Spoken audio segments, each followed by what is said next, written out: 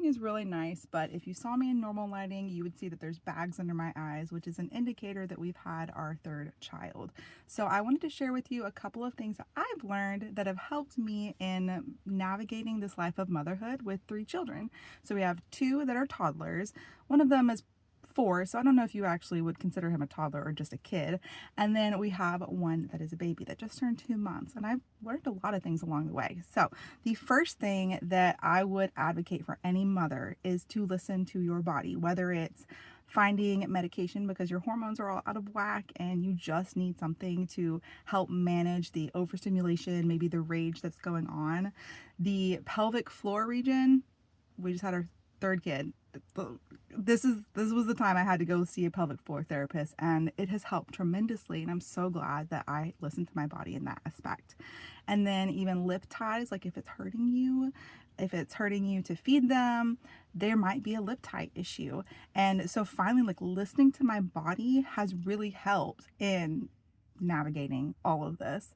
I actually heard something the other day about if you are experiencing jealousy, to listen to your jealousy. Maybe that's telling you something. So, an example, if you are feeling some type of way about other mothers going out or being able to have a night to themselves, like maybe that jealousy is telling you something, like you actually need that for yourself, and so starting to advocate for that in yourself. I don't know if that made any sense, but we're just going to move on to number 2.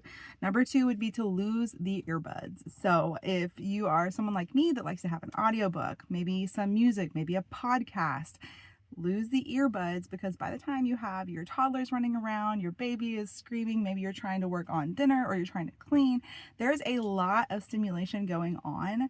And if you're finding yourself overstimulated, just angry or snapping, like maybe it's time to remove one of those instances of stimulation, even though it's a form of entertainment. So the TV being on, maybe an iPad in the corner.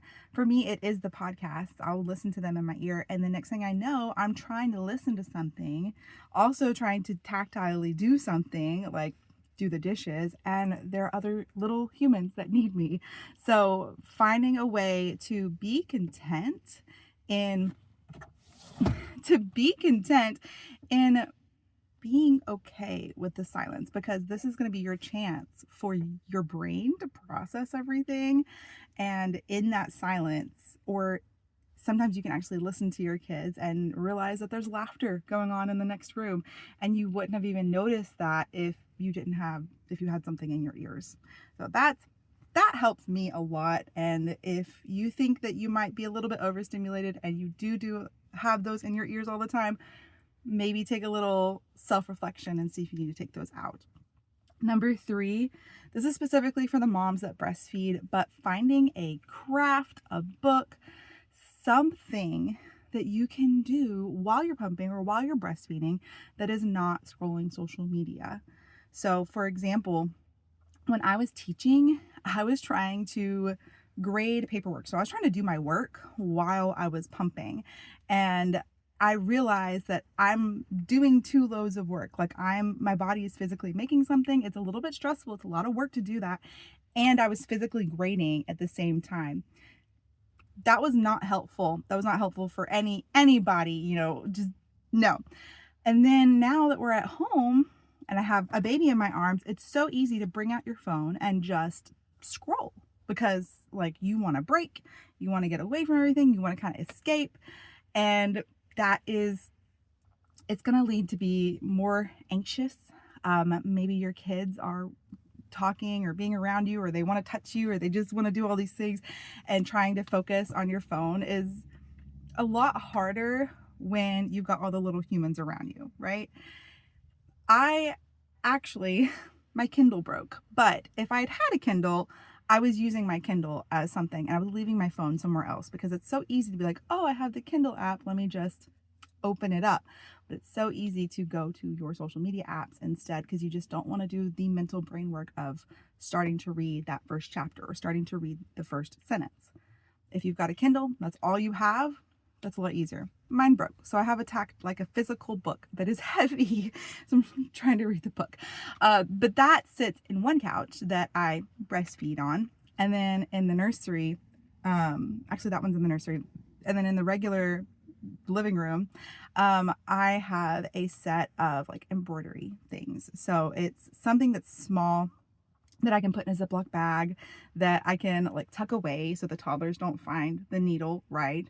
Maybe you crochet, maybe you knit, and then putting that bag nearby so you can have those things if there's, if it's a long time or if you're nap trapped, you have something that is not your phone, that is not going to cause more stress or more anxiety.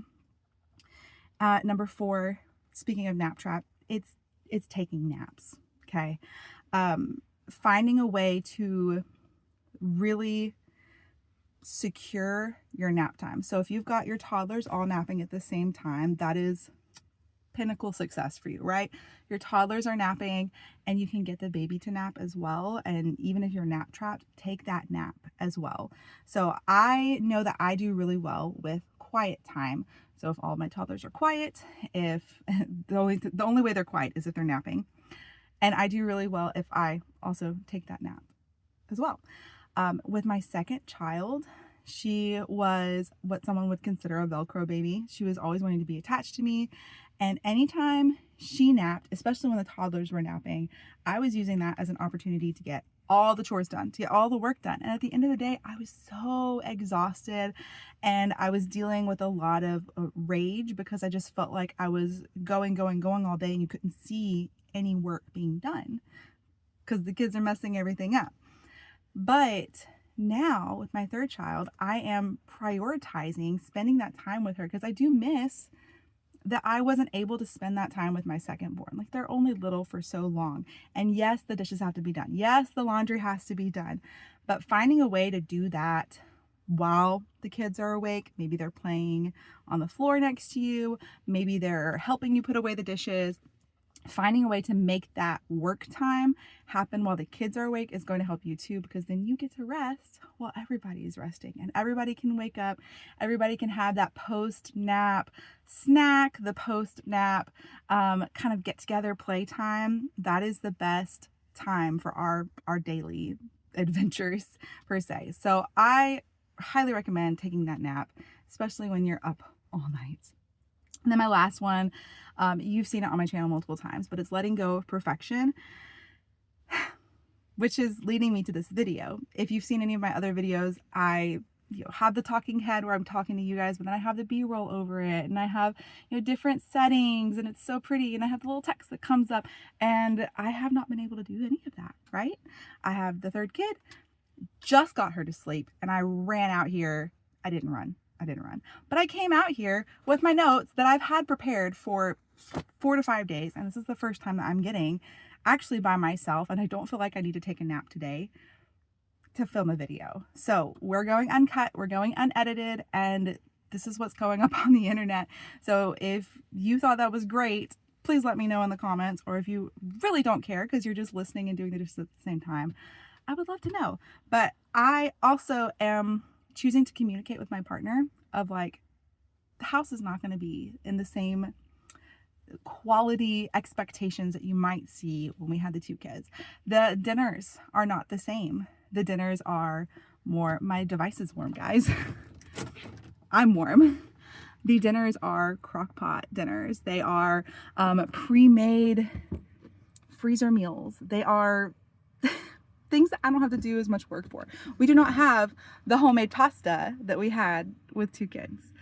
We have the store-bought pasta, and that's fine. It was whatever. We do not have the sourdough, the bread that I was making every week. We might have it once a month, and the sourdough starter is dying on the shelf because I'm not getting to it as much as I used to.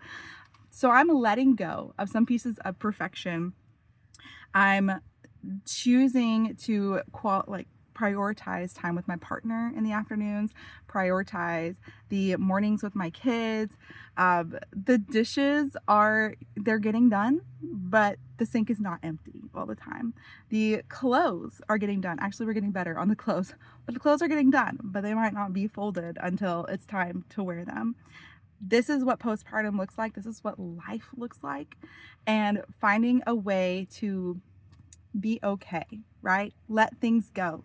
We don't have to have all the floors mopped every other day, every week. I mean, I'm trying, right? But not everything has to be perfect. Not everything has to be specifically exactly the way you want it. And sometimes you have to learn to let a few things go so that you can save your sanity, so that you can save that time with the kids, because I don't want to grow up, or I don't want my kids to grow up seeing me as the mom that just cleaned. You know, I don't have time to play trains with you because I was cleaning. I don't have time to play in the sandbox with you because I was cooking, right?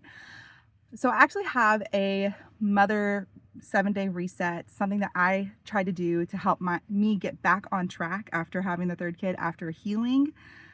And I want to share it with you guys. It's not perfect, like I would expect. It's not wonderfully perfect. There might be a grammatical error somewhere in there, but I'm just going to let it go.